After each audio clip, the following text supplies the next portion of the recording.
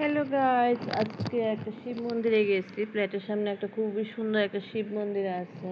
তো ঠাকুরের একটু আরাধনা করলাম, তাই আপনার মধ্যে একটু শেয়ার করলাম। দেখুন, পুরো শুরু সব শিব ঠাকুরের পূজা মেয়েদের শিখাই দিলাম।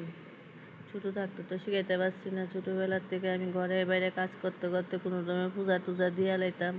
মেয়ের বয়স শিখানে টাইম পাইছি না।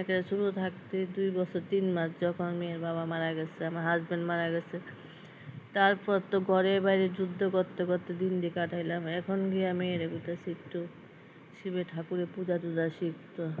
কেউ তো জীবনে ভালোবাসা পাইছে না।